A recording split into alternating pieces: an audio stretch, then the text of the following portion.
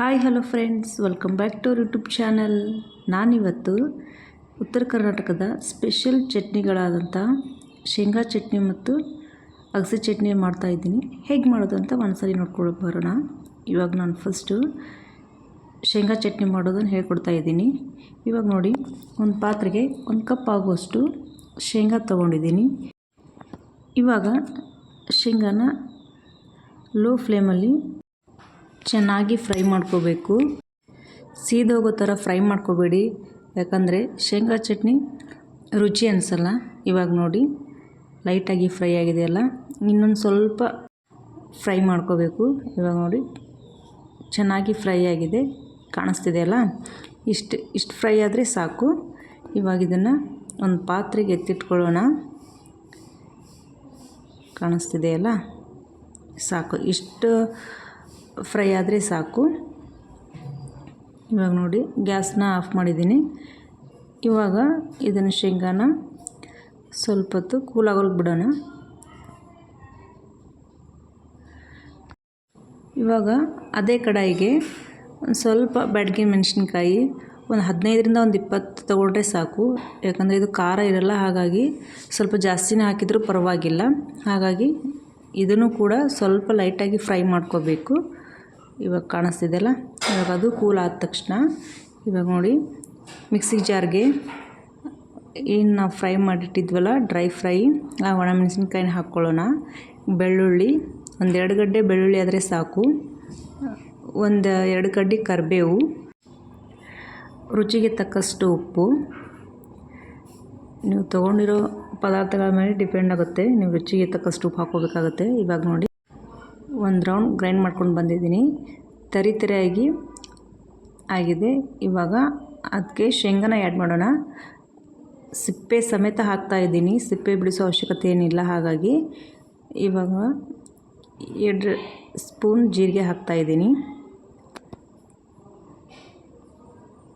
ಸ್ವಲ್ಪ ಸಕ್ಕರೆ 1 ಸ್ಪೂನ್ ಹಾಕಿದರೆ ಸಾಕು. ಇವಾಗ ಮತ್ತೊಂದು ಸರಿ ಗ್ರೈಂಡ್ ಮಾಡ್ಕೊಂಡು ಬರೋಣ. ಇವಾಗ ಅರಿಶಿನ ಮಾತ್ರ ಇವಾಗ ಹಾಕಬೇಕು, ಯಾಕಂದರೆ ಮುಂಚೆನೇ ಹಾಕಿದರೆ ಕಲರ್ ಚೇಂಜಸ್ ಆಗುತ್ತೆ. ಹಾಗಾಗಿ ಇವಾಗ ಹಾಕಬೇಕು, ಅಂದರೆ ಕಲರ್ ಲೈಟಾಗಿ ಬರುತ್ತೆ. ಇವಾಗ ನೋಡಿ, ಗ್ರೈಂಡ್ ಮಾಡ್ಕೊಂಡು ಬಂದಿದ್ದೀನಿ. ಇವಾಗ ಶೇಂಗಾ ಚಟ್ನಿ ಆಯಿತು. ಇಷ್ಟೇ ಸಿಂಪಲ್ ರೆಡಿ ಮಾಡ್ಕೊಳೋದು. ಇವಾಗ ಅಗಸೆ ಚಟ್ನಿ ಮಾಡೋಣ.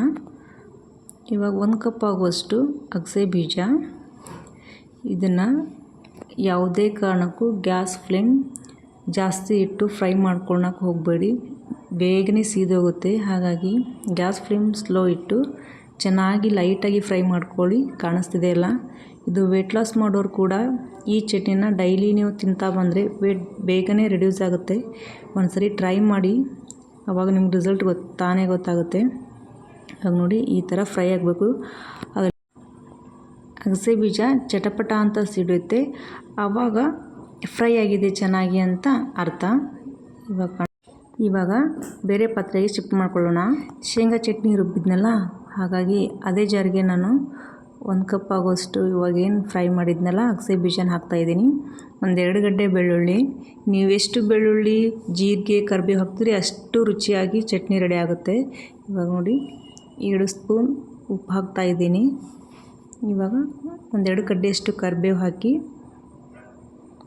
ಒಂದು 2 ಸುತ್ತು ಗ್ರೈಂಡ್ ಮಾಡ್ಕೋಬೇಕು.